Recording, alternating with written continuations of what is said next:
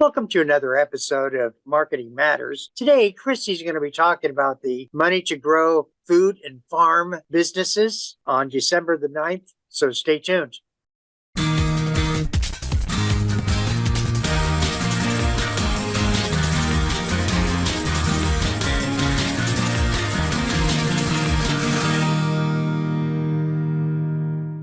Welcome back to another episode of Marketing Matters with Christie Welch.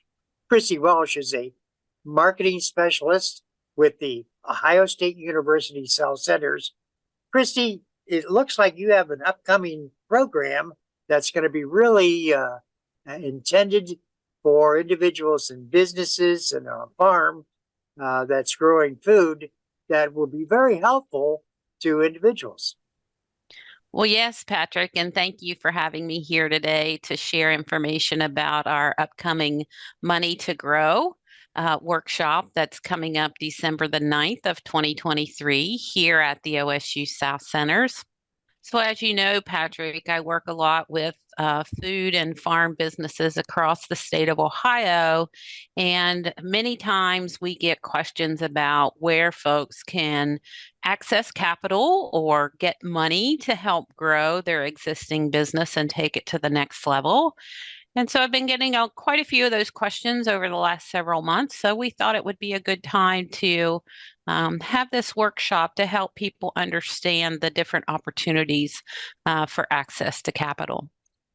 So the date is Saturday, December the 9th, and it goes from 9 to 3. So I'm assuming that you have a variety of different sessions that individuals can view.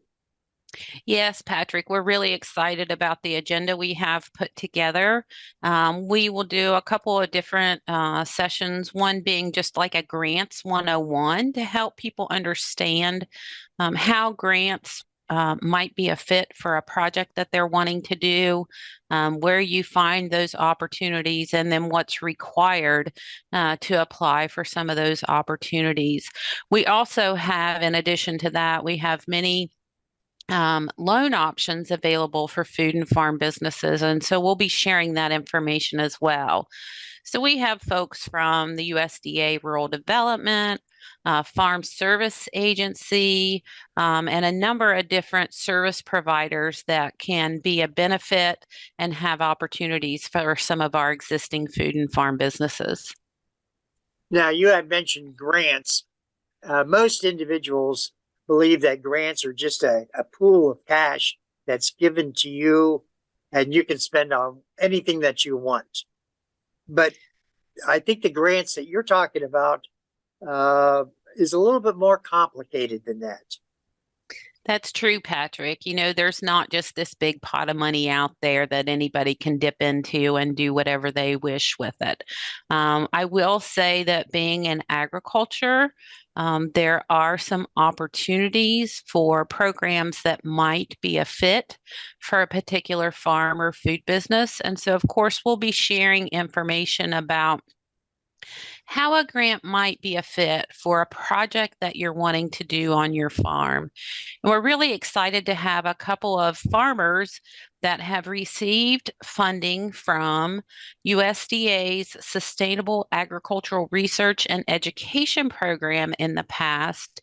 And so they're going to come and talk about why they decided to pursue that funding through USDA SARE, how that fit with the project they were trying to do on their farm, and then what was required to manage that grant program once they received those funds. And so, again, I think there's so much misinformation out there about grant programs. And so we want to help people understand the realities about grants and the fact that, you know, it's not just this big pot of money. And so, again, we'll have a number of different sessions during the workshop to help people better understand what those opportunities might be. If I have a small business that's growing different kinds of agricultural produce, this would be sort of a fit for me, correct? It could possibly be. I will say that the grants that are available for agricultural producers specifically. It really depends on what you're trying to do on whether or not there might be a grant or a cost share program for that. So, for example, we're also going to have individuals from the National Conservation Service available. And so, if there are some conservation practices that you would like to implement on your farm, they have some cost share programs that might be able to help you implement some of those programs. And so, again, our hope is to help people understand when a grant or a cost share program might be a fit for what they're trying to do on their farm or with their food business. And then the other thing that we're going to be able to do during the December 9th day is some of these resource providers will be available for a one-on-one with attendees that might be interested in a particular program. So, for example, we'll have a sign-up sheet attendees can sign up to meet with. Maybe it's the Farm Service Agency. Maybe it's USDA Rural Development. And they can then have that one-on-one 10-minute or so conversation just to get that initial feedback on whether what they are trying to do might be a fit for some of the programs that are available. Who are the individuals that would most likely benefit from the program that you're going to be offering on December the 9th? That's a really great question, Patrick. And so this December 9th workshop, Money to Grow, is really geared to those existing food and farm businesses that have a particular project in mind to help them grow their business and maybe take it to the next level. This workshop is not designed for startups or people that haven't actually started a business yet. But it's really geared for those existing businesses. Again, maybe they want to introduce a new product. Maybe they are currently producing, as you mentioned, vegetables and want to look at adding value to those vegetables and maybe make them into a salsa or a sauce or something like that. Really depends, again, on the operation itself and what project that they're wanting to do. And then the other thing that I would say, Patrick, is we are also going to have a number of lenders at the workshop as well, because the reality is grants might be a fit for a particular project for an operation, but more likely it may be a loan program. And there are many, many loan programs available, especially for farm and food businesses. And so we will have individuals there that can share information about those programs as well. So we'll have a representative from Farm Credit Mid-America come and talk about their lending programs. We've got a couple of local lenders here in the Piketon area that work with agricultural and food businesses. And so we'll have them come as well and share about what resources they have available. You know, I noticed that in the farms, usually they have one or two different selling seasons. For instance, one season might be pumpkin and the next will be strawberries. During the time that you're not producing or not selling, it can be very difficult for farmers, with the cash flow. You're absolutely right, Patrick. And that brings up a good point, too. We are collaborating with our Small Business Development Center that we have here at the OSU South Centers. And so they're going to share information about the resources they have available to assist businesses that maybe need to put together some cash flow projections. Maybe they don't have a business plan yet. So the counselors with the Small Business Development Center can provide information on how to do that business plan. We also, of course, have counselors that work a lot with businesses to put together loan packages for projects that they want to do. And so those resources that are available here, supported by your tax dollars, federal and state. And so many of the services that the Small Business Development Center provide are at no cost to the clients that want to work with them. And it's being held at the Ohio State University South Centers in Piketon. They are a Agricultural Research Center. Is that correct? That is correct, Patrick. So here at the OSU South Centers at Piketon, we are located at 1862 Shyville Road, just off the Appalachian Highway, just to the south and east of Piketon, Ohio. And we have a lot of different programs here that we try to help provide education, training, information to businesses in the area and across the state to help them make better decisions. So, for example, we have a horticulture program here that does a good bit of research on specialty crops mainly. So, fruits and vegetables, hops, wine grapes. We have an aquaculture program that does research and education around fish farming, or what we call aquaculture. And they have looked at different species of fish as well as freshwater shrimp in the past. We also have our soil and water and bioenergy program. As you know, when we're farming, we're growing usually in soil and we're using water to irrigate our crops. And so making the best use of those resources comes into play as well. And so our soil and water program can really help provide information about caring for your soil and water. And then we have our business development network, and that my program, the direct marketing program, is part of that, as well as I mentioned the Small Business Development Center. We also have a business incubator here at the OSU South Centers that's really helping to grow businesses in the local area. And then we also have our Center for Cooperatives. So if you have a business that, or a couple of individuals that are looking at something that they can do better together than they can individually, our Cooperative Development Center has a lot of resources available for that as well. So it sounds like the research center is a hands-on kind of program rather than just doing research. It disseminates their information and helps the food and farm producers better. Absolutely, Patrick. As you know, Ohio State University is a land grant institution, and one of the missions of a land grant and the charges is to take the information that is developed within the university system and get that out into the communities, to the individuals that can use that information for better decision making to improve their lives. So much of the research that we do here at South Centers is very applied.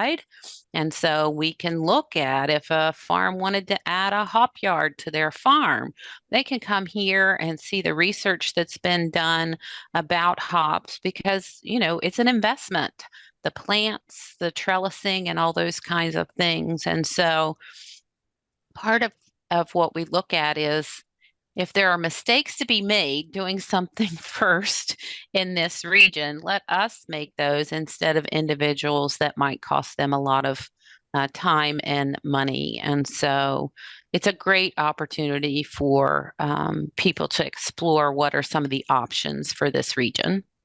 You know, Ohio borders a number of different states: Indiana, Kentucky, Pennsylvania, West Virginia. Are these programs available to those individuals also?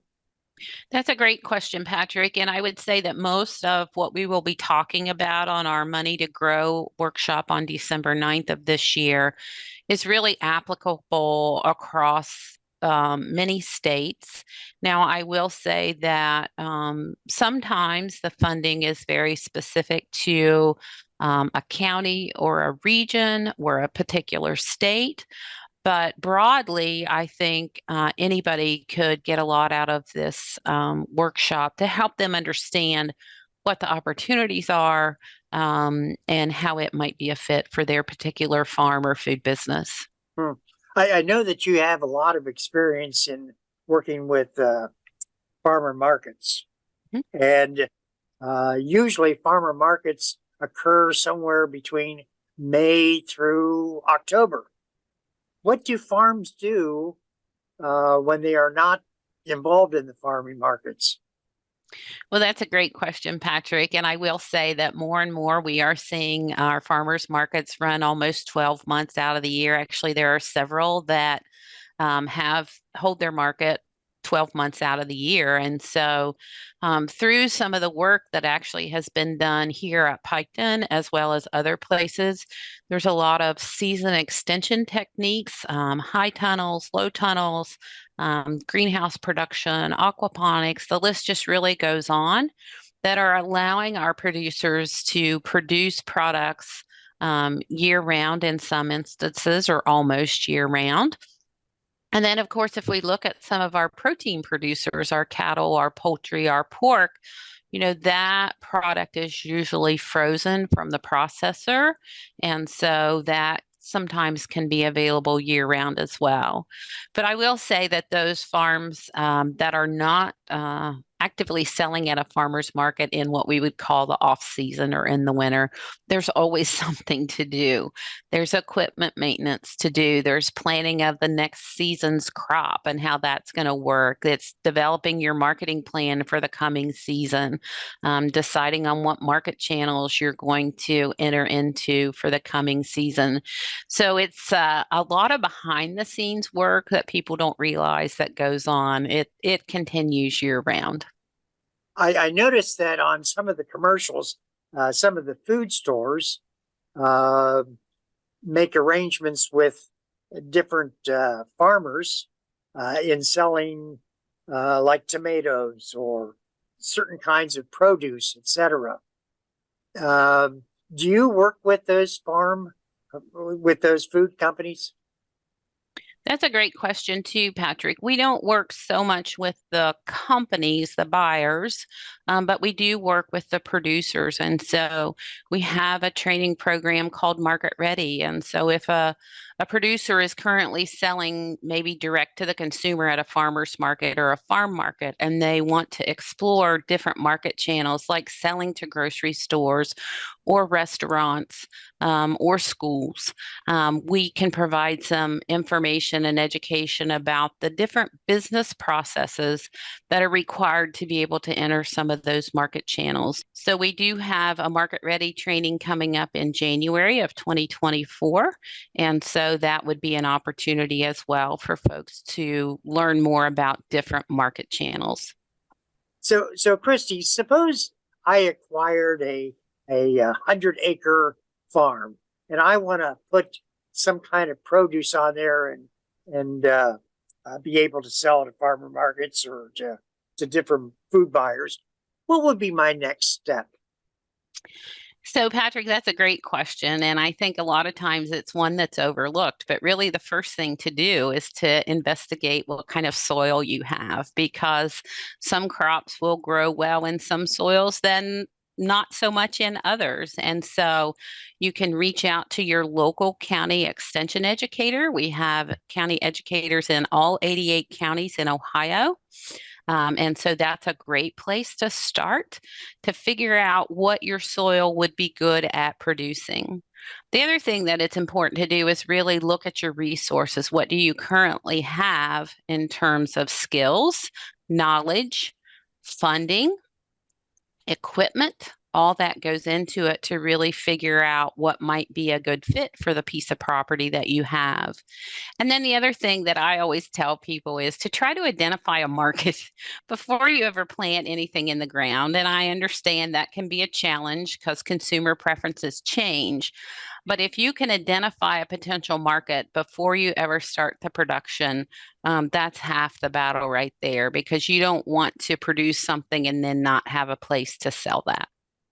Well, I noticed that microbreweries are an upcoming or a very established kind of business, etc.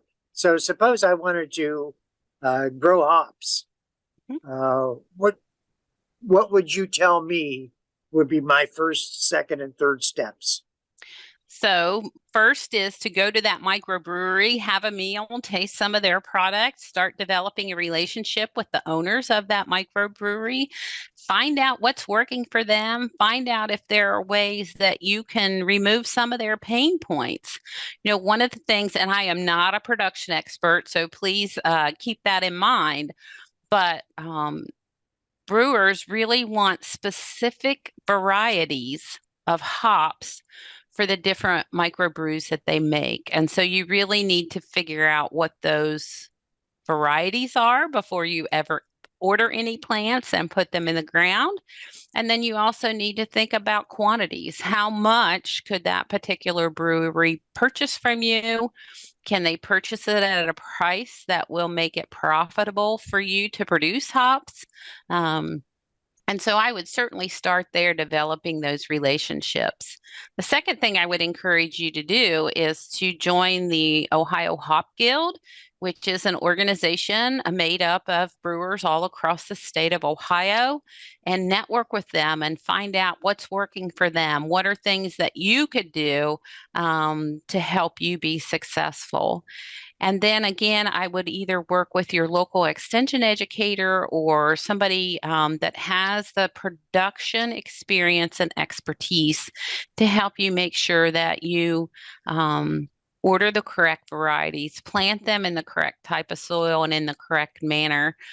Because again, hops are a perennial crop. So it's not you plant in the spring and harvest in the fall and start all over. You want to put those plants in the ground and make sure, again, they're going to work for your target market.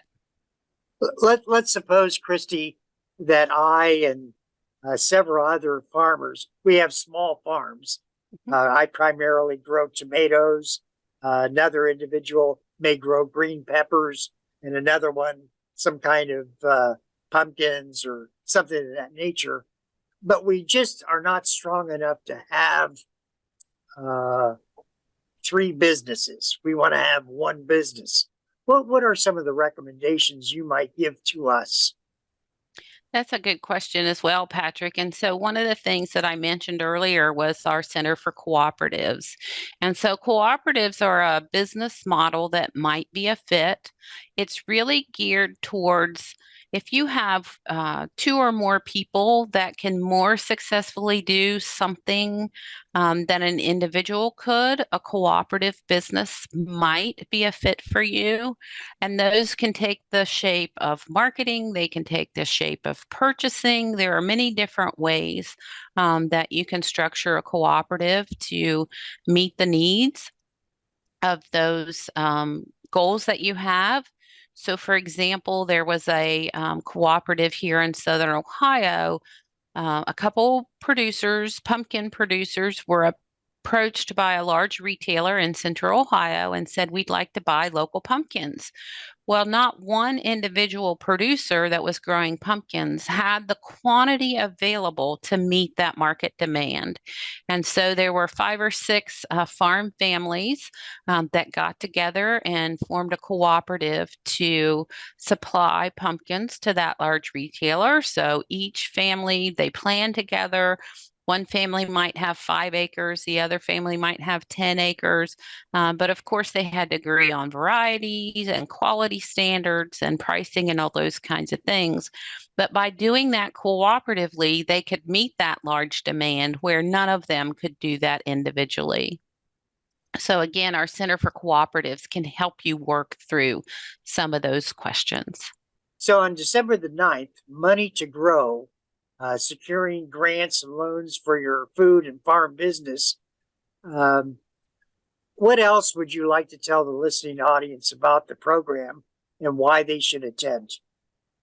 Again, Patrick, I think it's just a really good opportunity to understand when and if a grant might be a fit for what you're trying to do on your farm or with your food business. We'll have the program folks there so you can hear directly from the people that offer some of those different opportunities. We'll also have producers that have received grant funds in the past and help them understand and share what that experience was like for them. Because you don't just, if you get a grant, you don't just take the money and say, "See ya." There's reporting and all that kind of stuff that goes in with it as well. And then I will say that registration is currently open. If you go to go.osu.edu/money, you can register for the December 9th workshop here at Piketon. There is a $25 charge to attend, and space will be limited. So I would encourage you to, if it's something that you think you might want to do, register sooner rather than later. I would assume that the $25 covers the cost of maybe a lunch and the materials that are being provided to an individual. That's correct, Patrick. We'll have light snacks for breakfast, and then we'll have a full lunch and refreshments throughout the day. And then there will be many materials available from our resource providers as well. Well, Chrissy, it really sounds like a very good program. I like all the different groups of individuals that also will be there that different farmers can discuss with.